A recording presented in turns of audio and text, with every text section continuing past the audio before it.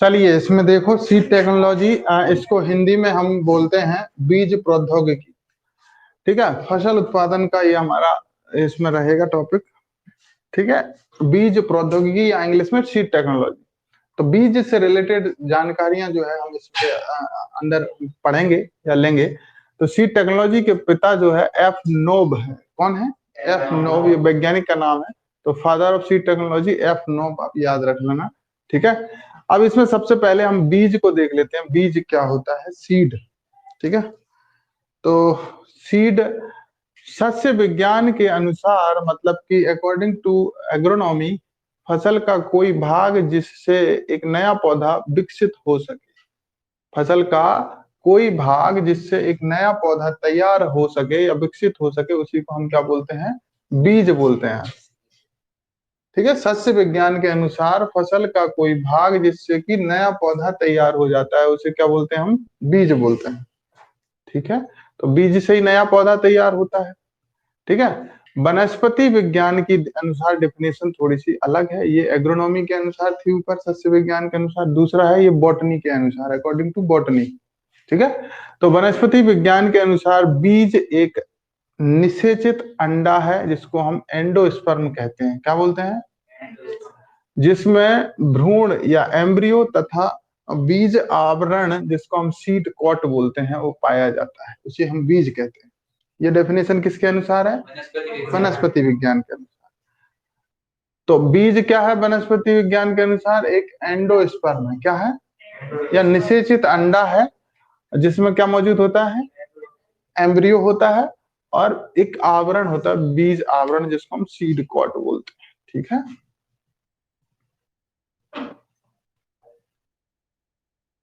तो ये एंडोस्पर्म,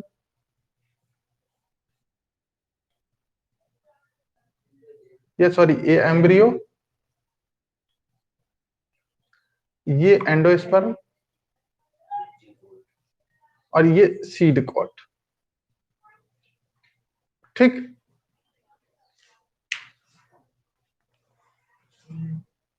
अब देखिए आगे। आगे हम देखने वाले हैं बीज अंकुरण के लिए जरूरी कारक कौन कौन से हैं। अब देखिए, बीज का अंकुरण तो आप समझते ही हैं, क्या होता है अंकुरण?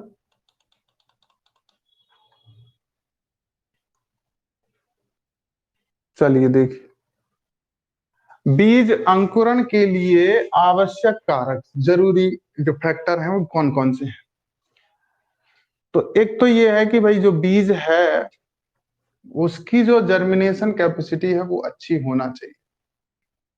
अगर आप कोई मार्केट से बीज लाए हो तो वो अंकुरित करेगा कि नहीं करेगा, किस चीज पर डिपेंड करता है? तो पहली चीज तो ये है कि बीज की अंकुरण की जो कैपेसिटी है वो बहुत अच्छी होना चाहिए। कैसी होना चाहिए? जिसको हम बोलते हैं अंकुरण क्षमता अच्छी होना चाहिए। दूसरा, अंकुरण के लिए बीज में 40 से 60% से ज्यादा नमी, मॉइस्चर नहीं होना चाहिए। कितना नहीं होना चाहिए? बीज में 40 से 60% से ज्यादा मॉइस्चर नहीं होना चाहिए। उचित टेम्परेचर होना चाहिए उसके लिए, प्रॉपर ग्रो करने के लिए। कई बार उचित टेम्परेचर के कारण वो उग नहीं पाता है। ऑक्सीजन सप्लाई रेगुलर उसको मिलना चाहिए। ठीक है, जिसके कारण वो ग्रो कर सके। तो कुल मिला के टेम्परेचर, ऑक्सीजन, मॉइस्चर और कैपेसिटी, जर्मिनेशन कैपेसिटी, ये चार जो फैक्टर है वो बहुत ज्यादा जरूरी होते हैं बीज के अंकुरण के लिए। समझ में आ रहा है? उसको प्रॉपर ऑक्सीजन मिलना चाहिए, प्रॉपर टेम्परेचर मिलना चाहिए, नमी 40 से 60% से ज्यादा नहीं होना चाहिए, और उसकी कैपेसिटी जो है, अंकुरण क्षमता जो है वो अच्छी होना चाहिए। तभी वो ठीक तरीके से ग्रो करेगा, अन्यथा वो इनमें से कोई सी भी चीज गड़बड़ होती है तो वो ग्रो नहीं कर पाएगा। ठीक है, ठीक तरीके से। अगला कह रहे हैं कि पादप वृद्धि को प्रभावित करने वाले कारक। पादप वृद्धि मतलब पौधे की वृद्धि को प्रभावित करने वाले कारक कौन कौन से हैं, जिनसे कि पौधे की वृद्धि प्रभावित होती है? पहला है आनुवांशिक गुण, जेनेटिकल उसका कैरेक्टर रहेगा। अब कोई पौधा आनुवंशिक रूप से ही बोना है तो वही बोना ही रहेगा, उसमें जीन ही है बोनेपन का, तो उसकी वृद्धि तो कम ही होगी फिर।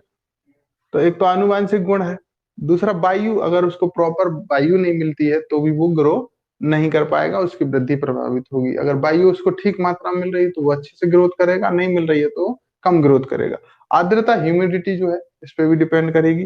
टेम्परेचर उसको मिल रहा है ठीक से तो ग्रो करेगा, नहीं मिल रहा है तो नहीं करेगा। लाइट मिल रहा है तो प्रकाश संश्लेषण करेगा, ग्रो करेगा, नहीं मिल रहा है तो नहीं करेगा, ग्रो भी नहीं करेगा। खनिज लवण, मिनरल्स वगैरह या पोषक तत्व या न्यूट्रिएंट्स मिल रहे हैं तो ग्रो करेगा, नहीं मिल रहे हैं तो नहीं करेगा, या कम मिल रहे हैं तो कम करेगा, ज्यादा मिल रहा है तो ज्यादा।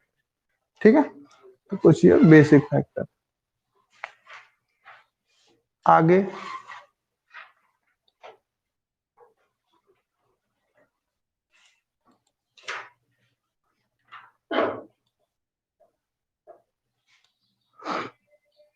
देखिए,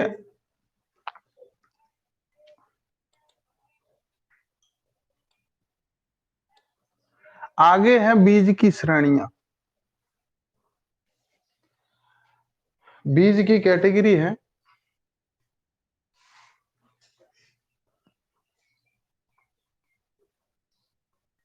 कितने प्रकार का बीज होता है,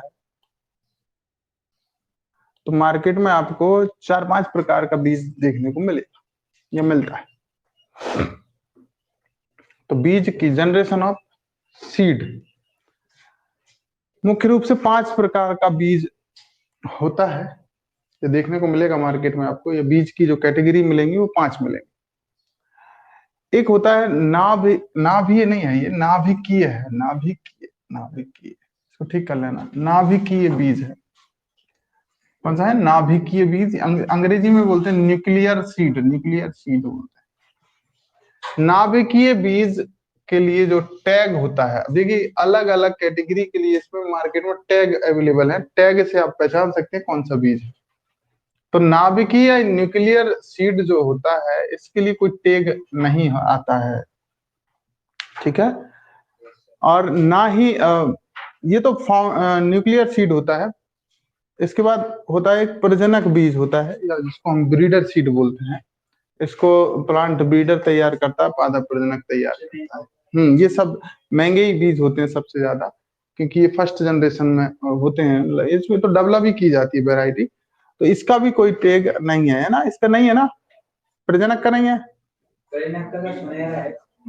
प्रजनक का है, ठीक है। तो सॉरी, इसका नहीं है, नाभिकी का नहीं है। ब्रीडर सीड का जो है ये पीला कलर का इसका टैग आता है, सुनहरा पीला। कैसा आता है? सुनहरा पीला आता है। फिर अगली कैटेगरी है आधार बीज, जिसको हम मदर सीड या फाउंडेशन सीड भी कहते हैं। क्या बोलते हैं? मदर सीड या फाउंडेशन सीड। इसको सफेद कलर का टैग दिया जाता है, व्हाइट कलर। कैसे दिया जाता है? सफेद। और एक बीज की कैटेगरी है प्रमाणित बीज, या जिसको हम बोलते हैं सर्टिफाइड सीड। इसको नीले कलर का टैग दिया जाता है। कैसा दिया जाता है? नीले। तो 3 बीज की कैटेगरियों में आपको टैग मिलेंगे। टैग के रंग आपको याद रखना है, पूछे जाते हैं। और एक कैटेगरी होती है सत्य बीज या ट्रुथफुल सीड होता है। कैसा होता है? Truthful seed. तो ब्रीडर सीड के लिए कैसा टैग? सुनहरा पीला। आधार बीज के लिए कैसा है? सफेद। और प्रमाणित के लिए नीला। याद रख लोगे? ठीक है।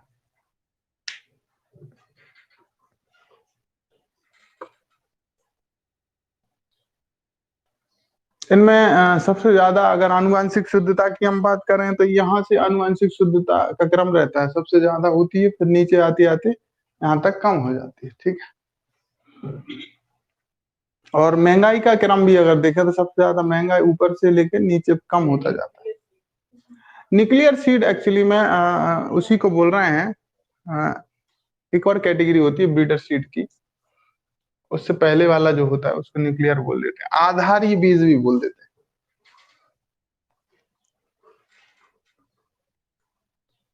अरे भाई, न्यूक्लियर भी तो बोलेंगे, आधार बीज भाई। एक बीज तो ऐसा होगा जिसके द्वारा प्लांट ब्रीडर क्रॉस करके नया बनाएगा। नहीं आ रहा समझ? हाँ, दो तो होंगी ना, उसको बोल रहे हैं हम न्यूक्लियर सीड। भाई आधारभूत बीज तो होगा ना जिसको क्रॉस करके वो ब्रीडर बनाएगा, और ब्रीडर आगे जाके फिर वो इसमें कन्वर्ट फाउंडेशन और सर्टिफाइड होता है। समझ रहे हो? तो वो तो होना चाहिए, तो उसी को बोल रहे हैं। इसमें लिखा है कि पंजीकृत बीज को भारत में समाप्त कर दिया गया है। एक और कैटेगरी होती थी रजिस्टर्ड सीड की, उसको भारत में समाप्त कर दिया गया है। इसको भी टैग दिया जाता था, इसको बैगनी रंग का टैग दिया जाता था। कैसा दिया जाता? बैगनी, जिसको हम इंग्लिश में पर्पल बोलते हैं। तो पंजीकृत भी एक था, उसको समाप्त कर दिया है इंडिया में, ये आपको याद रखना है, उसका टैग पर्पल था। आगे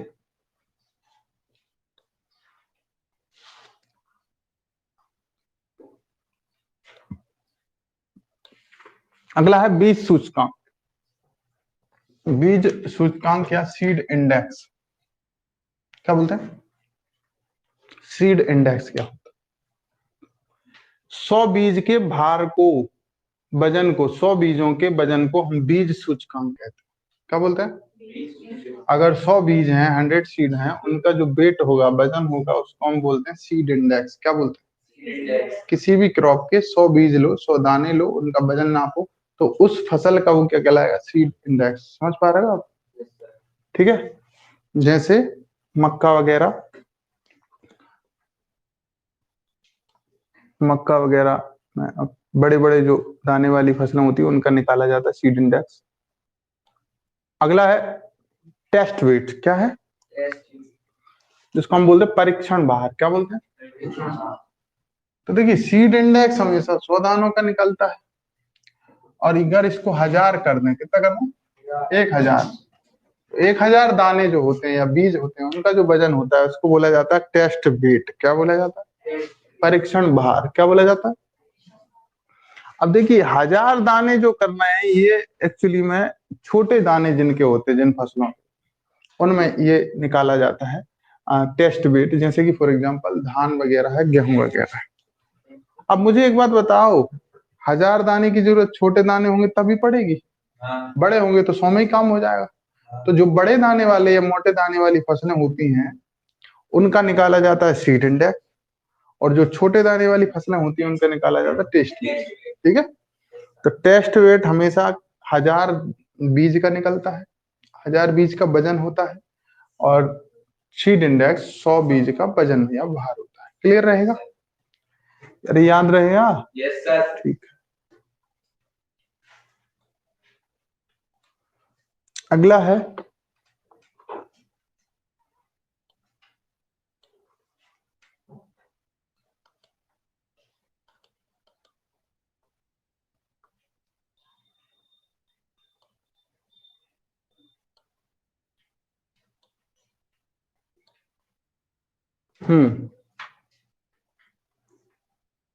आइसोलेशन डिस्टेंस।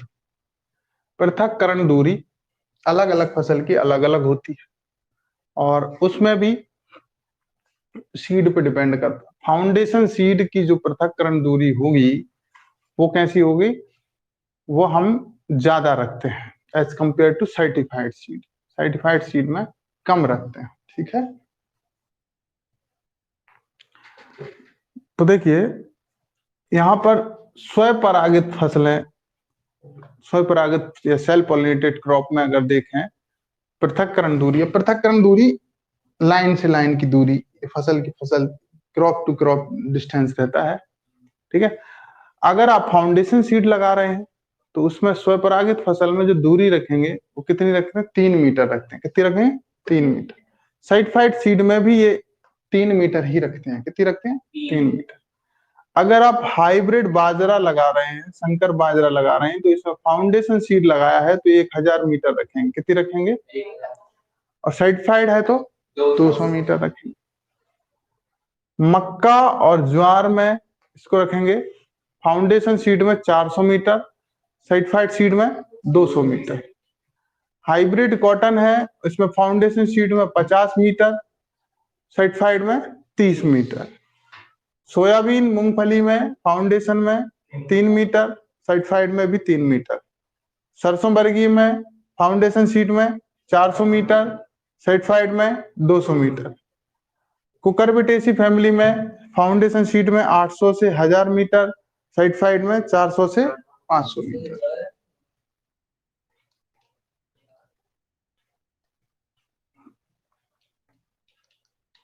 इसके बाद भिंडी, भिंडी में कितनी रखेंगे? फाउंडेशन में 400 मीटर, सर्टिफाइड में 200 मीटर, टमाटर फाउंडेशन में 50 मीटर और सर्टिफाइड में 25 मीटर, प्याज में कितनी रखते हैं 1000 मीटर और इसमें कितने रखते हैं 1000 मीटर। तो ये देख लेना आप लोग। हाँ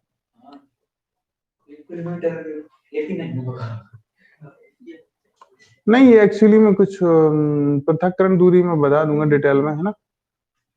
ये लिखा था वो पूछ लिया जाता है, इसलिए उसका डिटेल में मैं बता दूंगा क्या होता है उसका मतलब।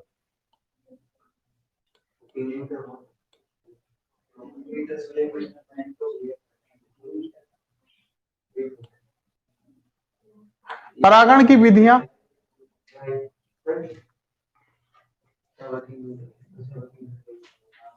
मेथड ऑफ पॉलिनेशन, तो हम ये पढ़ चुके हैं बायोलॉजी में। एक स्वपरागण होता है, स्वपरागण की विधियां हैं और परपरागण की विधियां, ठीक है।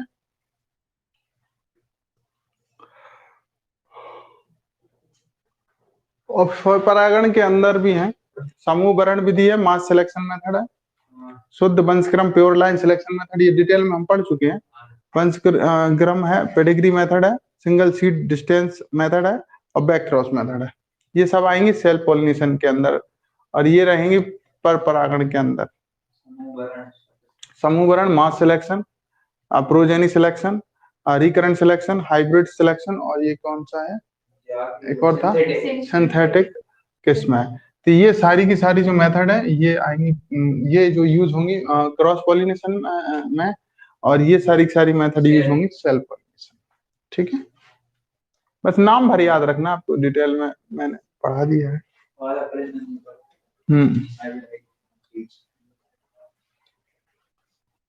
अब इस चैप्टर की कुछ महत्वपूर्ण फार्मूलेज हैं वो आपको याद रखना है, सीधे सीधे पूछ लेता है। बीज गुणवत्ता सूचकांक, सीड क्या लिखा, क्वालिटी लिखा होगा, ये गलत हो गया है, पी नहीं आएगा, सीड क्वालिटी इंडेक्स बोलेंगे, क्या बोलेंगे सीड क्वालिटी। तो बीज गुणवत्ता सूचकांक के बीज के अंकुरण के ओज को बीज गुणवत्ता सूचकांक कहते हैं, बीज के अंकुरण के ओज को या विगर को। हमने जब प्लांट ब्रीडिंग या पादप प्रजनन पढ़ा रहे थे जब एक चीज बताई थी कि जो जो संकर होता है, हाइब्रिड होता है, हाइब्रिड समझते हो भाई, जो हाँ जो प्रो F1 मिलता है उसको हम बोलते हैं। तो F1 हर काम में लगभग अपने जो पेरेंट्स होते हैं दोनों उनसे सर्वश्रेष्ठ होता है, और जो सर्वश्रेष्ठ होने का, हर काम में निपुण होने का जो गुण है उसी को हम ओज बोलते हैं, ओज गुण बोलते हैं। क्या बोलते हैं ओज। तो वही कह रहा, बीज के अंकुरण के ओज को ही हम बीज की गुणवत्ता सूचकांक बोलते हैं। जिस बीज का हाँ ओज जितना अच्छा होगा उसकी क्वालिटी उतनी अच्छी मानी जाती है, ठीक है। बीज का वास्तविक मूल्य क्या है, रियल वैल्यू ऑफ सीड। अगर कोई बीज है उसकी रियल मूल्य निकालना है, रियल वैल्यू निकालना है, तो उसका एक फार्मूला होता है, वो फार्मूला आप याद रखना। बीज की रियल वैल्यू बराबर होता है उसकी प्योरिटी परसेंटेज, शुद्ध कितना है उसका परसेंटेज, इनटू मल्टीप्लाई करेंगे उसका जर्मिनेशन परसेंट कि वो उग कितना परसेंट रहा है, और 100 से अपन उसका डिवाइड कर देते हैं। Real value of seed, seed की वास्तविक मूल्य कितना है, बीज की वाकई में जो प्राइस दे रहा है कोई, आप कहीं लेने गए बीज आप, तो वही महंगा देता है, तो महंगा वो दे रहा है तो क्या वाकई में वो महंगे लायक है कि नहीं है, तो उसका वास्तविक मूल्य पता कर लो आप।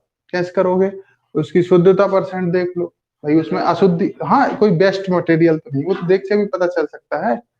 दूसरा है कि उसको जर्मिनेशन करके देख लो, है ना। हाँ उन दोनों को उगा के दोनों को मल्टीप्लाई कर दो और 100 से भाग लगा दो, तो उसका वास्तविक रियल जो मूल्य है सीड का वो निकल के आ जाए। 70% वास्तविक मूल्य से कम वाले बीज को बुआई के लिए यूज नहीं करना चाहिए, ठीक है। अगर उनकी निकल के आ रही है वास्तविक मूल्य, अगर 70% से ज्यादा आ रहा है तो ठीक है यूज करो, और 70% से कम आ रहा है तो अब उनको यूज नहीं करना चाहिए। जिस प्रकार अगर किसी बीज का अंकुरण 80% से कम आता है तो उसको भी बुआई के लिए उपयोग नहीं करना चाहिए, 80 से ज्यादा वाले को ही उपयोग करना चाहिए, ठीक है।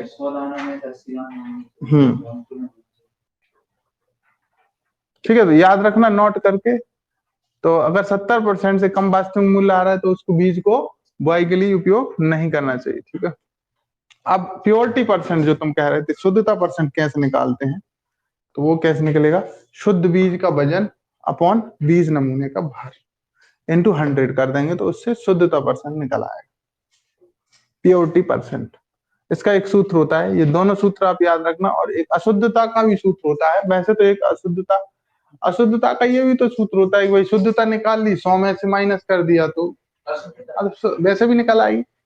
या उसी फार्मूले को थोड़ा सा ऐसा भी लिख सकते हैं अशुद्धता के लिए, बीज नमूने में उपस्थित अशुद्धता का भार ऊपर लिखेंगे, बीज नमूने का भार, कुल मिला के जो निकालना है वो ऊपर लिखना है। अगर शुद्धता निकालना है तो शुद्ध बीजों का भार, अगर अशुद्धता निकालना है तो, और नीचे क्या लिखना है, बीज नमूने का इंटू करना है 100।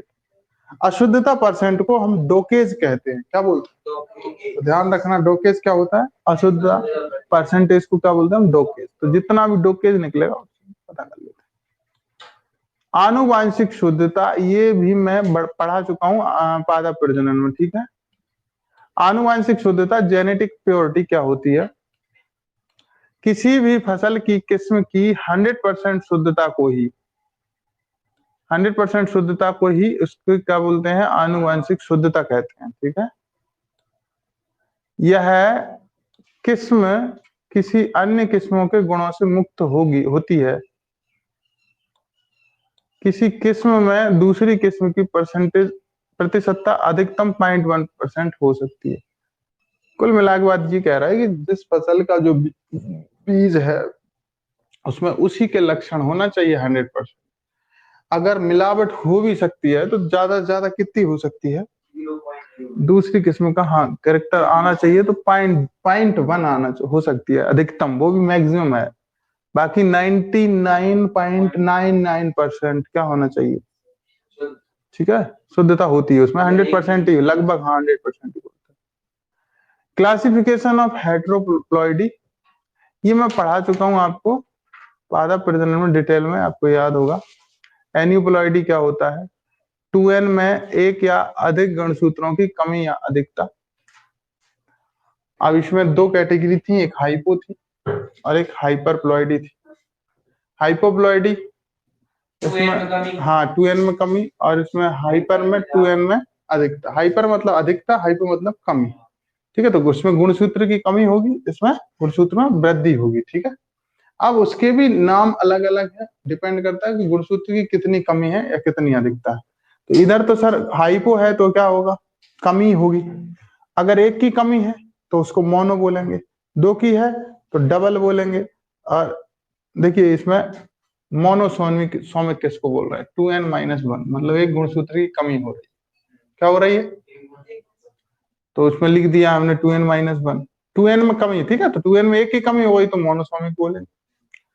अगर उसमें दो बार एक एक की ही कमी हो गई तो उसको डबल मोनोसोनिक बोलेंगे। क्या बोलेंगे, अरे एक की कमी को तो मोनोसोनिक बोल ही रहे हैं, अगर एक की कमी दो बार हो रही तो डबल मोनोसोनिक बोल देंगे। क्या बोलेंगे, एक साथ दो की नहीं हो रही है, एक की हो गई फिर बाद में एक की हो गई, इसलिए डबल मोनोसोनिक। अगर डायरेक्ट दो की होगी तो उसको क्या बोलेंगे, नलिसोनिक। क्या बोलेंगे, इसी प्रकार इधर वृद्धि होगी 2n में। ठीक है, तो 2n में अगर एक की वृद्धि हो गई तो तीन हो गए, दो तो पहले से ही थे, दो और एक तीन, तो ट्राई बोलेंगे। क्या बोलेंगे, ट्राइसोमिक।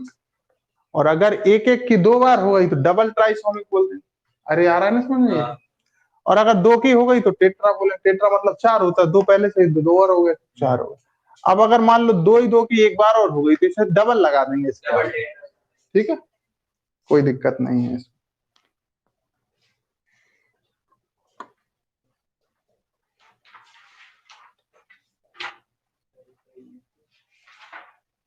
कितना ही रहना है,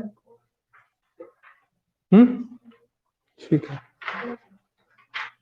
ये कल करवा दूंगा मैं। हाँ कल खत्म, वैसे तो रुक जाओ, हो ही जाएगा, 1 मिनट बस, कुछ नहीं बचा है। क्या बचा है, ये बचा है, बस खत्म हो जाएगा। देखो जीवन क्षमता परीक्षण। अब क्या है, बीज के लिए जैसे कि बीज प्रौद्योगिकी पढ़ रहे हैं तो बीज के लिए कुछ टेस्ट होते हैं, उसकी अलग अलग क्षमताओं का पता लगाने के लिए। उसमें भी एक फेमस नाम है जीवन क्षमता परीक्षण। क्या है, जीवन क्षमता परीक्षण। मतलब बीज की जीवन क्षमता कितनी है उसका पता लगाने के लिए ये टेस्ट होता है। तो कुछ विशेष क्या लिखा, समय अवधि के लिए बीज अंकुरण योग्य रहता है। तो ध्यान रखना, बीज कुछ विशेष समय अवधि के लिए ही अंकुरण योग्य रहता है, जिसे जीवन क्षमता कहते हैं। मतलब किसी बीज को हम कितने समय तक रख सकते हैं और रखने के बाद भी वो उग जाएगा, ये डिपेंड करता है उसकी जीवन क्षमता पर। किस पर डिपेंड करता है? ठीक है, तो उसका पता लगाने के लिए टेस्ट किया जाता है, किसी बीज की जीवन क्षमता का पता लगाने के लिए। अच्छा, जीवन क्षमता का पता लगाने के लिए बहुत सारे 3 टेस्ट होते हैं, कह रहा है अलग अलग तरीके से। तो जीवन क्षमता परीक्षण करने के लिए 3 टेस्ट किए जाते हैं। कौन से टेस्ट? 3 टेस्ट जो नीचे लिखे हैं। एक है टेट्राजोलियम टेस्ट है, इसको हम TZ टेस्ट बोलते हैं। जेड है, जेड TZ टेस्ट। तो बीज की जीवन क्षमता का पता लगाने के लिए 3 टेस्ट किए जाते हैं। उसमें पहला टेस्ट है टेट्राजोलियम टेस्ट, जिसको हम बोलते हैं TZ टेस्ट बोलते हैं। इसे हम जैव रासायनिक परीक्षण भी कहते हैं, क्योंकि इसमें केमिकल का यूज किया जाता है। ठीक है, तो जैव रासायनिक परीक्षण भी कहा जाता है। और आगे लिखा है, इस परीक्षण की सहायता से बहुत ही कम समय में बीजों की जीवन क्षमता का हम पता लगा सकते हैं। ठीक है, परीक्षण के लिए केमिकल है 2,3,5 ट्राइफेनाइल टेट्राजोलियम। ठीक है, 2,3,5 ट्राइफेनाइल टेट्राजोलियम क्लोराइड, या इसमें ब्रोमाइड भी ले सकते हैं, इसकी सहायता से किया जाता है। यह रसायन हल्के पीले रंग का होता है। तो क्वेश्चन पूछा जाएगा, टेट्राजोलियम टेस्ट में किस केमिकल का यूज किया जाता है? 2,3,5 ट्राइफेनाइल टेट्राजोलियम, क्या लिखा, टेट्रा क्लोराइड या ब्रोमाइड। ठीक है, अगला है ग्रेडेक्स टेस्ट। कौन सा है? ग्रेडेक्स। ट्राइफेनाइल टेट्राजोलियम ब्रोमाइड के पाउडर रूप का जो है यूज होता है। पाउडर रूप का ब्रांड नेम ही ग्रेडेक्स कहलाता है। देखिए, ये जो पहले था ट्राइफेनाइल टेट्राजोलियम ही था, ये ट्राइफेनाइल टेट्राजोलियम ब्रोमाइड का पाउडर रूप का जो ब्रांड नेम है उसको ही हम क्या बोलते हैं? ग्रेडेक्स बोलते हैं। ठीक है, और एक होता है GOT टेस्ट। कौन सा होता है? इसको बोलते हैं हम ग्रो आउट टेस्ट। क्या बोलते हैं? ये बीज की आनुवांशिक शुद्धता, जेनेटिक प्योरिटी का पता लगाने के लिए किया जाता है। परीक्षण आनुवांशिक शुद्धता का पता लगाने के लिए किया जाता है। क्वेश्चन पूछा जाएगा, बीज की आनुवांशिक शुद्धता का पता लगाने के लिए कौन सा टेस्ट किया जाता है? या ग्रो आउट टेस्ट। ठीक है, अगला है सीड डोरमेंसी। कौन है? ये दोनों चीजें एक दूसरे के अपोजिट हैं। जर्मिनेशन अगर हो रहा है तो इसका मतलब सीड डोरमेंसी नहीं है बीज के अंदर। जर्मिनेशन नहीं हो रहा है, इसका मतलब डोरमेंसी है। जब जर्मिनेशन होता है तो डोरमेंसी चली जाती है, तभी जर्मिनेशन हो पाता है। एक दूसरे के उल्टे हैं, समझ रहे हो? मतलब अगर बीज जर्मिनेट हो रहा है, इसका मतलब उसके अंदर डोरमेंसी नहीं है, तब हो रहा है। डोरमेंसी मतलब सुसुप्त अवस्था या सोया हुई अवस्था। तो सीड डोरमेंसी का मतलब है बीज सुसुप्त अवस्था, या इसको प्रसुप्त अवस्था भी बोल देते हैं। अंग्रेजी में सीड डोरमेंसी बोलते हैं। जब किसी बीज के अंकुरण के लिए उपयुक्त वातावरण उपलब्ध करवाने पर भी, मान लीजिए कोई बीज है, अब बीज का आप अंकुरण करा रहे हो, उसके लिए सारी फेवरेबल कंडीशन आपने प्रोवाइड करा दी बीज के लिए, जो होना चाहिए थी अंकुरण के लिए। जैसे कि हम उधर पढ़े थे कि ताप है, प्रकाश वगैरह सारी चीज, फिर भी बीज अंकुरण नहीं हो रहा है। इसका मतलब ये है कि उस बीज, वो बीज है और वो कौन सी स्टेज में है? डोरमेंसी में, सुषुप्त अवस्था या सुषुप्त अवस्था में। ठीक है, डोरमेंसी में। आप उसको कितना ही फैसिलिटी प्रोवाइड करा दीजिए, एनवायरमेंट अनुकूल वातावरण प्रोवाइड करा दीजिए, वो कभी भी ग्रो नहीं हो पाएगा, क्योंकि वो किस अवस्था में है? डोरमेंसी में। तो सीड डोरमेंसी समझ में आए? ठीक। सीड डोरमेंसी को तोड़ने के उपाय, मान लो कोई बीज नहीं उग रहा, भाई पूरी सारी फैसिलिटी अवेलेबल करा दी, एनवायरमेंट अनुकूल परिस्थितियां प्रोवाइड करा दी, तो फिर उसको तोड़ा जा सकता है। सीड डोरमेंसी को या बीज सुसुप्त अवस्था को तोड़ा जा सकता है। कैसे तोड़ेंगे? उसके कई उपचार होते हैं। तो पहला उपचार है भौतिक उपचार या फिजिकल ट्रीटमेंट। कौन सा है? एक काम करो, उस बीज को टेम्परेचर ताप उपचार करा दो भाई, टेम्परेचर पर रख के उसको बॉईल करा दो, मतलब पानी में रख के निम्न ताप भाई, उसको ठंडक में मतलब फ्रिज वगैरह में रख दो। बीज का आवरण निकाल दो, सीड कोट अगर ज्यादा कठोर है, क्योंकि उसी में से परांकुर निकलता है और मूल अंकुर निकलते हैं, तो वो निकल नहीं पाते, कभी कभी सीड कोट मजबूत होता है, तो उसको आप निकाल दो तो निकल जाएगा, हो जाएगा। दूसरा, आप डोरमेंसी को तोड़ सकते हो रासायनिक ट्रीटमेंट के द्वारा, केमिकल ट्रीटमेंट के द्वारा।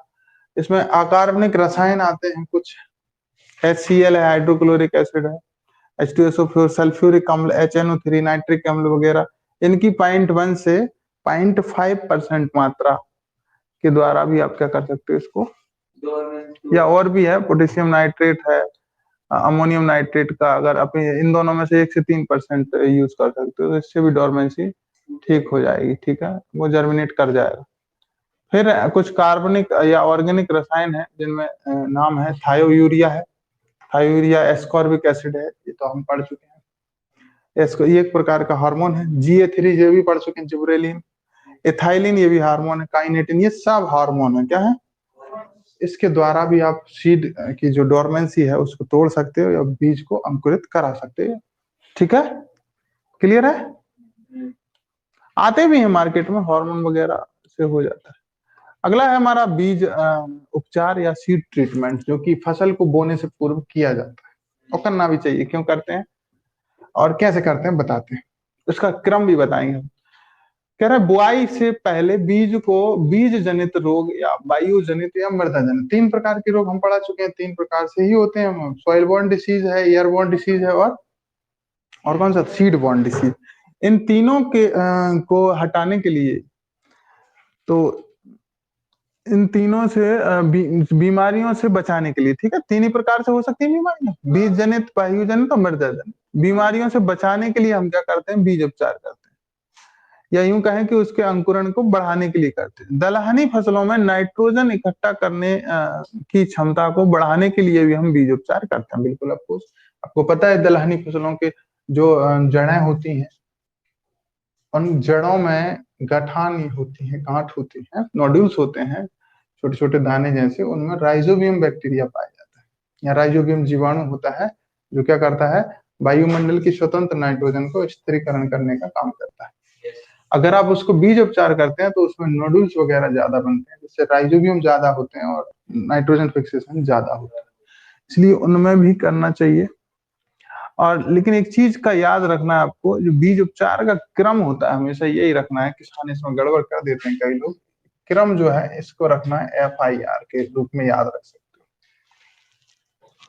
अब यहाँ FIR का मतलब फर्स्ट इंफॉर्मेशन रिपोर्ट नहीं है, यहाँ FIR का मतलब है सबसे पहले बीज उपचार में फंजीसाइड का यूज करेंगे हम, फंजीसाइड से करना है, फिर दूसरे नंबर पर इंसेक्टिसाइड से करना है, तीसरे नंबर पर राइजोबियम कल्चर से करना है, ठीक है।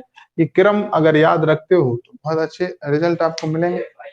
FIR का सबसे पहले बीज उपचार किससे करना है, फंजीसाइड से, तो FIR याद रखोगे। फिर दूसरे नंबर पर इंसेक्टिसाइड और तीसरे नंबर पर राइजोबियम कल्चर। हिंदी में बोलेंगे फंजीसाइड को कवकनाशी या फफूंदनाशी, क्या बोलेंगे। इंसेक्टिसाइड को बोलेंगे कीटनाशी, क्या बोलेंगे। और राइजोबियम कल्चर को, तो राइजोबियम कल्चर कोई सा भी कल्चर मीडिया हो, राइजोबियम वगैरह है, ट्राइकोडर्मा वगैरह, इसमें अलग अलग आते हैं, ठीक है। अब 2 चीज और है इससे संबंधित, वो एक है सीड इनॉक्यूलेशन, क्या होता है। तो देखिए, बुआई से पूर्व बीजों को कल्चर द्वारा उपचार करना। बोने से पहले बीजों को हमने कल्चर द्वारा उपचार कर लिया, मान लीजिए, अरे भाई राइजोबियम कल्चर से उपचार कर लिया, तो उसको हम बोल देते हैं सीड इनॉक्यूलेशन, क्या बोलते हैं, ठीक है। अब बोने से पहले कर लिया, देखो राइजोबियम कल्चर आता है, इससे कर लेते हैं हम। PSB आता है, PSB फास्फोरस सोलुबलाइजिंग बैक्टीरिया इसका फुल फॉर्म होता है, इसको हम फास्फेट घोलक जीवाणु भी बोला जाता है, बैक्टीरिया बोलते हैं, फास्फोरस को घोल देता है। तो ये सब काम कब हो रहा है, बुआई से पहले हो रहा है, तो इसलिए हमको क्या बोलेंगे, इसको सीड इनॉक्यूलेशन कहा जाता है, ठीक है। और अब एक होता है सीड ट्रीटमेंट। तो ये बोने से पहले हुआ था, बीजों कल्चर के द्वारा आपने ट्रीट कर लिया था। विभिन्न अंकुशकों का उपयोग करके बीज का उपचार करना,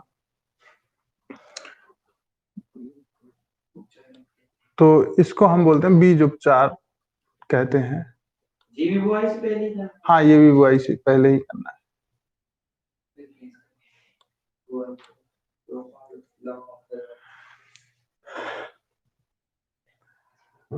अब देखिए इसमें सीड ट्रीटमेंट में कह रहा है, उदाहरण है एग्रोसेंजियन, सोरेसॉन, कैप्टान, थायरम, कार्बेंडाजिम, बावस्टिन, ये सब आते हैं। मैंकोजेब भी आता है, ये सब आते हैं, इनसे आप बीज उपचार करते हैं। सबसे अच्छा माना जाता है एक आता बीटावैक्स करके धानुका का, उसमें आपको कार्बेंडाजिम और एक आता है उसमें थायरम, नहीं सॉरी कार्बोक्सिम और थायरम आता है, दोनों कॉम्बिनेशन आता है, वो सबसे ठीक होता है बीज उपचार के लिए। और बाकी मार्केट में और भी बहुत कंपनियों के आते हैं। अब कुछ महत्वपूर्ण बिंदु है और ये खत्म हो जाएगा, बस इतना सा बचा है, आधा पेज। नेशनल सीड कॉर्पोरेशन है, एनएससी का फुल फॉर्म क्या होता है? National seed corporation. इसकी स्थापना कब हुई थी? 1963 में हुई थी। ठीक है, आगे देख लेना। राष्ट्रीय बीज अधिनियम जो था वो संसद में 1966 में पारित हुआ था। कब हुआ था? 1966 में पारित हुआ था। तो क्वेश्चन पूछेगा राष्ट्रीय बीज अधिनियम कब पारित किया गया? 1966 में पारित किया गया। लेकिन लागू इसको कब किया गया था? 3 साल बाद लागू किया गया था। ठीक है, आगे है राज्य बीज निगम एसएससी, जिसको हम स्टेट सीड कॉर्पोरेशन भी बोल सकते हैं। ठीक है, इसका मुख्य काम होता है प्रमाणित बीज को पैदा करना एवं उसका वितरण करना। क्या करना? वितरण करना, बांटना, किसानों के वितरण करना। ठीक है, अगला है state seed corporation agency. Agency है वो, स्टेट सीड कॉर्पोरेशन एजेंसी, उसे ठीक कर लेना। इसका मुख्य काम बीज को प्रमाणित करना होता है। क्या होता है? अगला है सीड प्लॉट टेक्नोलॉजी, ये हम पढ़ चुके हैं। आलू से संबंधित है, इसका मुख्य काम वायरस मुक्त आलू के कंद कंद या बीज का उत्पादन करना है। ये आलू बनाने की एक जो है मेथड है सीड प्लॉट टेक्नोलॉजी, इससे आलू के बीज बनते हैं। ठीक है, और ये आखिरी बचा है, ये आप ये देखना है इसको, विभिन्न फसलों का परीक्षण भार, जो कि आपको याद रखना है। परीक्षण भार बोले तो टेस्ट वेट। धान का कितना होता है टेस्ट वेट? 25 ग्राम। बासमती धान का कितना होता है? 21 ग्राम। गेहूं जौजई का कितना होता है? 40 ग्राम। कई बार 42 भी पूछ लेता गेहूं का, याद रख लेना।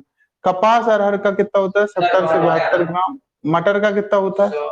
जिस दाने का वजन, आपको दाने का साइज देख के पता चल जाएगा, दाना बड़ा होगा तो उसका टेस्ट वेट उसका ज्यादा होगा। सरसों का छोटा होगा तो उसका कम होगा, सरसों 3 से 5 ग्राम। ज्वार का 25 से 30 ग्राम। अलसी कुसुम का 10 ग्राम। बरसिम 2 से 4 ग्राम। सूर्यमुखी 40 से 50। सोयाबीन 55 ग्राम। मूंग का 36 ग्राम। लोबिया का 80 ग्राम और बाजरा का 5 से 7 ग्राम। तो लगभग ये हमारा एक और लिखा है कीटनाशी अधिनियम, याद रखना। अभी हम इससे पहले पढ़े थे बीज अधिनियम। कौन सा?